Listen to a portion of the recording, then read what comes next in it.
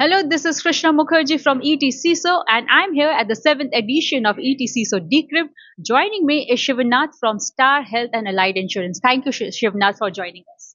Thank you so much for having me as well. Yeah, so what scares you most today? Is it Claude, Mythos, sophisticated hacker, or maybe your trusted employee?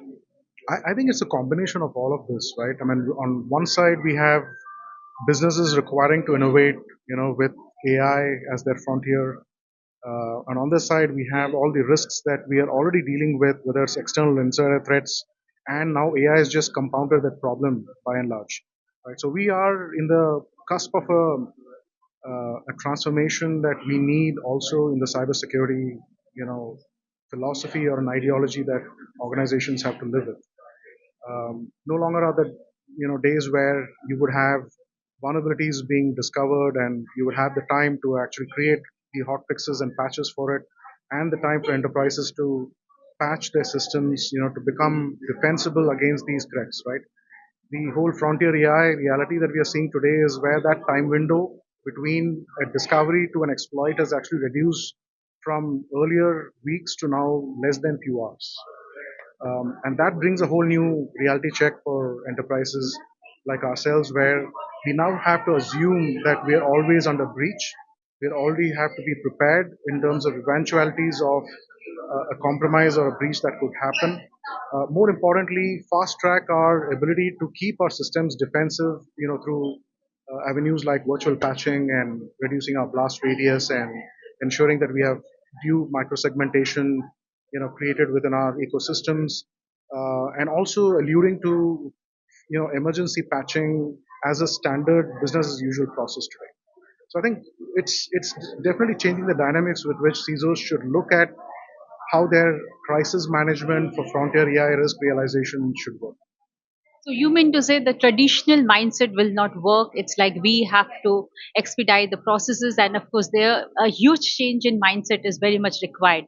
So, coming to my second question, it's like I would like to understand. It's like a lot of cybersecurity incident breaches are hogging limelight today. In 20 or 27, or maybe 3 to 4 years down the line, what are some of the news you won't be like to see? We've become accustomed to seeing news of enterprises, sometimes big brands, succumbing to large scale threats, large scale compromises, and data being exfiltrated and leaked. And essentially, the whole trust ecosystem has sort of collapsed because of that as well. I think we have to start now looking at news, in a way where we are seeing um, adaptability of organizations to reduce their exposure as much, because we have to, like I said, and the classic quote that we see keep saying in our security fraternity is the fact that there can only be two kinds of companies. Companies who know that they're being breached, and then there are companies who don't know that they're being breached. Right. You would rather want to be in the first kind, where you're knowing you're going to be breached, and what you're doing to contain that breach, to reduce our exposure, reduce the liability that you have with regulators and the law of the land that you have to comply with, and so on and so forth as well. So the more and more we see news probably in the future where AI is helping to reduce the risks of AI-led threats, and the time taken to contain and resolve those threats, uh, would be a grand reality that we should also expect as well. That's right. And you are here at Decrypt. What are some of your observations? What people are talking about? And what are some of your key learnings from ETC so Decrypt? Well, it's actually nice to perceive that such events actually bring out the importance of considering cybersecurity as not just a technology risk, but it's a business problem to solve. It's now becoming more of an economic problem as well, given the whole frontier AI and mythos reality that we have seen in the recent times.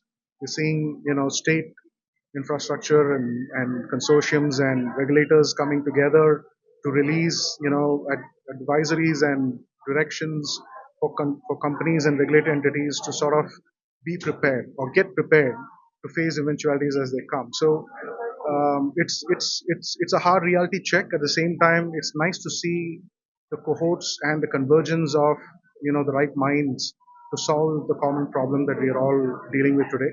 Needless to mention, there is a civil side of the civil cybersecurity landscape also that we get to see. especially with sessions that we have got from the state cybercrime cell and what we are seeing at a national statistics level on various crimes like digital arrests and so on and so forth as well.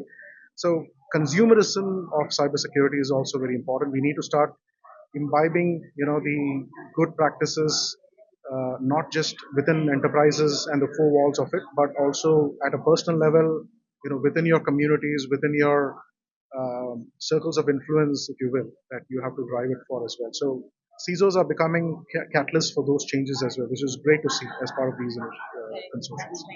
Thank you so much, Shomnath, for joining My us. Thank pleasure. you.